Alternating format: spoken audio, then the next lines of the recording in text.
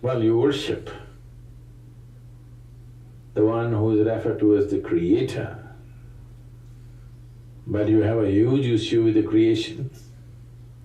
If you don't appreciate the creation, why the hell should you worship the creator?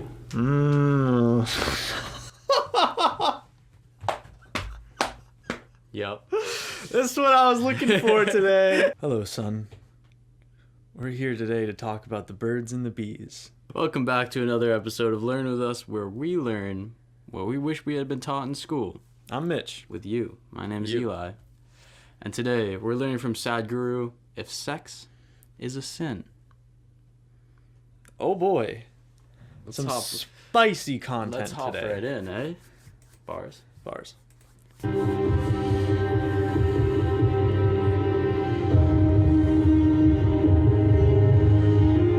The original sin. It depends on how we shaped ourselves. If we become wonderful human beings, it's one thing. If we have become an ugly manifestation of humanity, definitely it's an original sin. It's a mistake. Sin is too strong a word. Maybe it's a mistake. But too many mistakes are being made in the world, no question. You claim to appreciate or, well, you worship the one who is referred to as the creator, but you have a huge issue with the creation. If you don't appreciate the creation, why the hell should you worship the creator?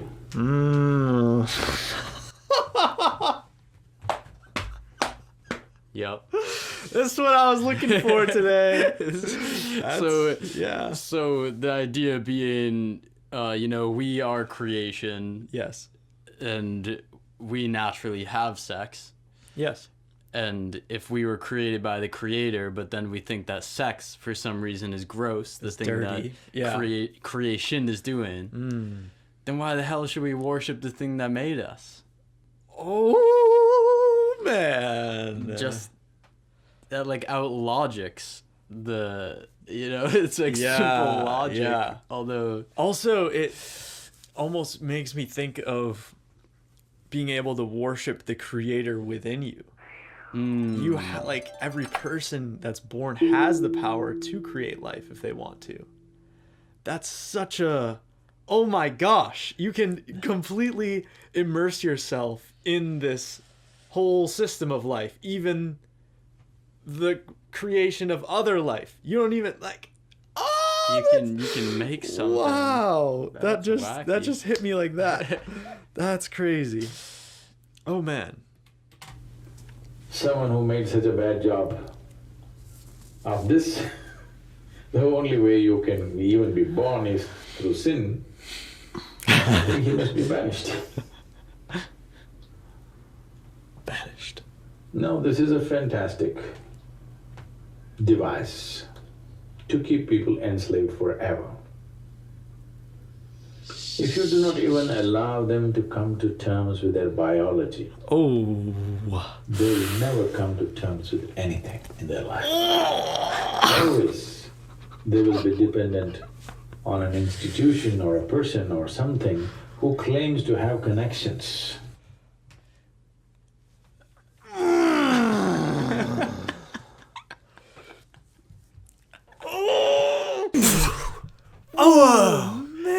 How did I get on this side? Am I Eli now?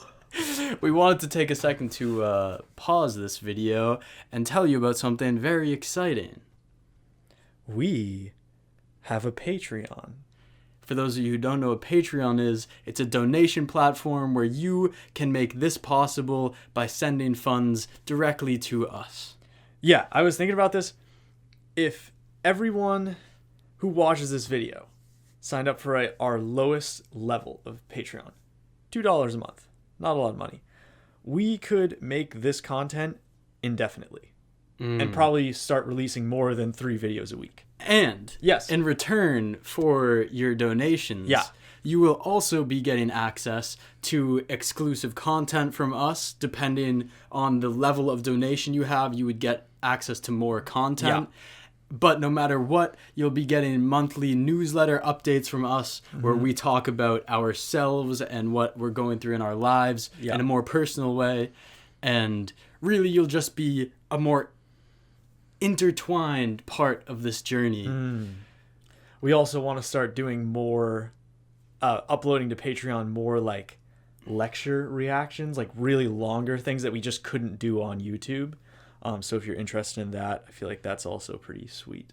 But in order to get there, we first need some support because we need to be able to put in that amount of time. Exactly. So we thank you for being here no matter what. Absolutely. And if you're interested and have a little bit of money to spare, head over to our Patreon. You can find the link in the description below, and that would make our lives, literally our livelihoods. Yeah. That's all we want from this, is just to make doing, like, learning with you, make that our livelihood. We would love that. Yeah. Anyway, I think it's time to get back To Sadhguru. It's like we're putting a middleman between us and everything. The middleman to, like, tell us how to even live our own lives, how to interact with the world around us. And every spiritual teacher that I've gotten into is telling you, go in, go in, go in. You'll find it. And it's in you. And you don't need, like, you don't even need to listen to me. I've been listening to a lot of Ram Dass. He's just like, you all nod every time I say something profound. That's because you already knew it. Oh, I like that. He's like, why are you just nodding? Why'd you even come here? I love it.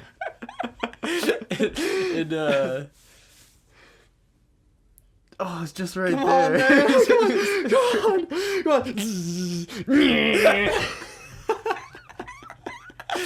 Come on. Ram Dass, what? Middleman. Oh, yes. The idea of guru. Yes. This is something I've read from Ram Dass recently. Yeah. Is that, guru is the idea of somebody who reflects the highest version of you, or like the highest thing within you. Wow. So like a guru, dispeller of darkness, like cleans kind of your mirror or your looking glass of life, and you see what life can really be. But then the whole idea of a guru is that you worship and love the guru to the point where you stop seeing a difference between you and the guru. And like in Buddhism or in all these different Eastern practices, and the idea becomes like that when you achieve enlightenment, you become the Buddha. You achieve Buddhahood.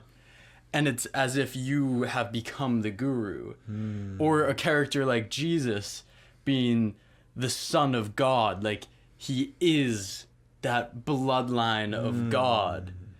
It's within all of those things that you are God itself. You are the creator.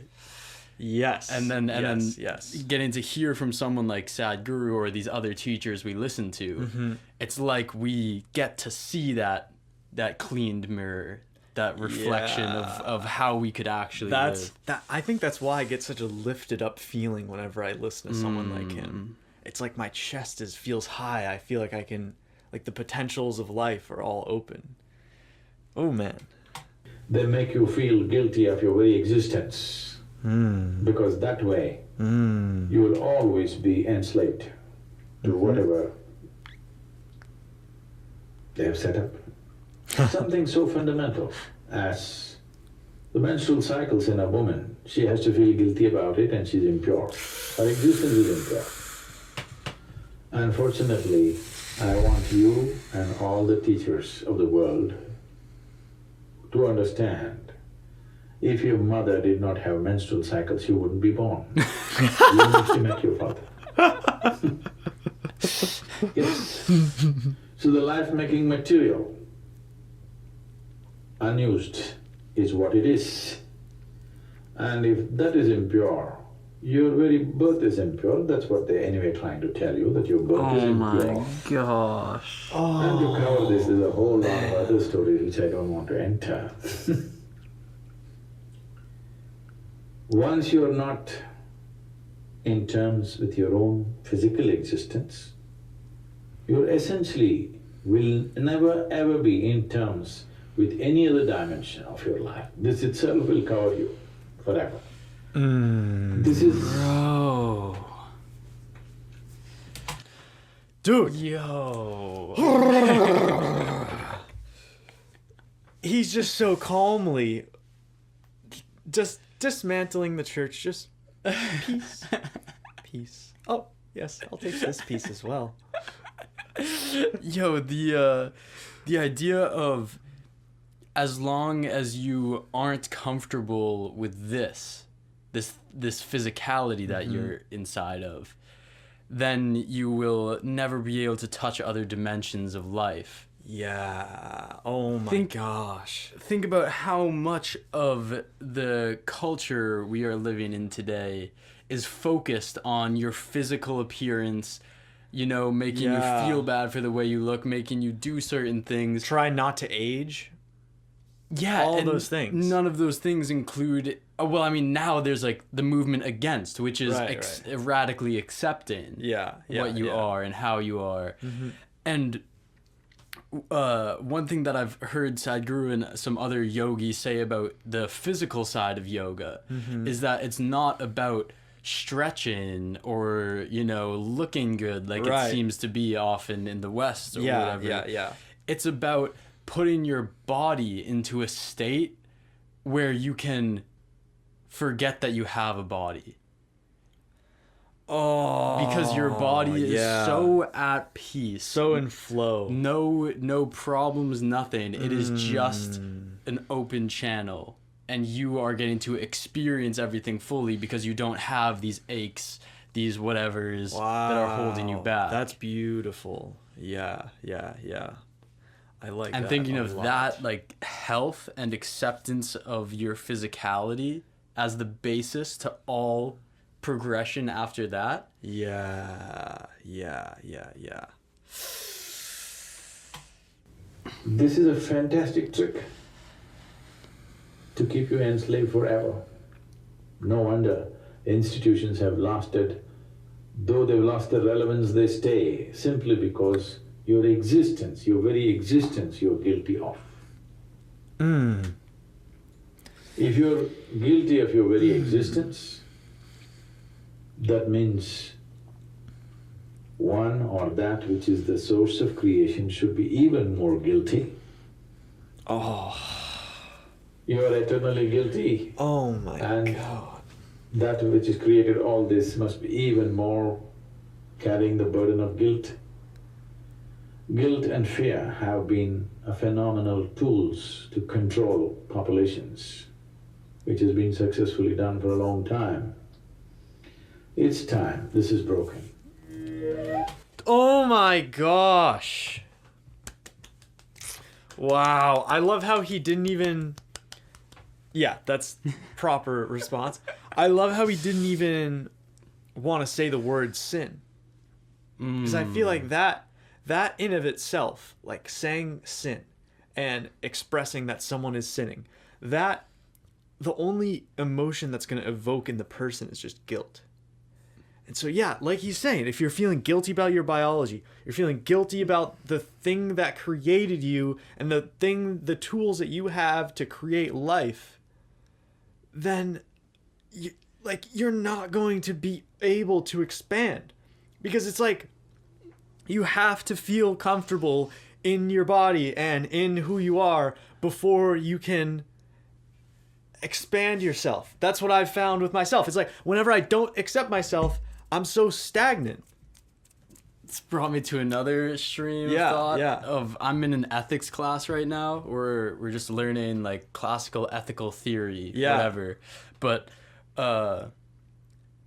one of the things we're learning about is how so many ethical theories are based on something like sin, are based on like if you do this wrong, then you will have X happen to you. And it makes me just think about, how could you structure a society that instead was based in achieving your ultimate? Oh. You know, like, could you flip a moral code on its head, and instead of being like, you will be shamed for doing X, you will be locked up for doing X, you're not even, X isn't even a thing that we want anyone focusing on. Are you standing for things, or are you like standing against things? Explain that a bit more. If you're only living your life standing against things as a society and as a people, Yes. then Meaning you can't do that, can't do that, can't exactly, do that. you have no foundation. You are just you're not. Then what do we do? What? Yes. You're like huddled in this fearful state, like, okay, can't do that. Well, what can I do? But if you're standing only for things, those negative things will fade away because you're not giving them any energy. And then the positive things will just rise and rise because that's what you're putting all your energy towards, which totally aligns with everything we've learned with manifestation, things like that. And it eliminates shame. That's Like- the best part about it. Yeah. Imagine priority one of a culture was to make everyone happy, healthy, and acceptant of their physical manifestation. You know? Oh, yeah. Like, if that was the baseline, imagine how different everything that we would do is. Because then you don't want cars, you don't want pollutants everywhere. Right. You don't want all these things because they are preventing you from having that platform. It's like, come on. Nice, Sadhguru. This went way further than just sex, and I loved that. I loved that. That was awesome. What do you guys think? Any big thoughts? Small thoughts? Any size Take thoughts? those. We love them all. Yeah. We love you. As always, Much we love. love you.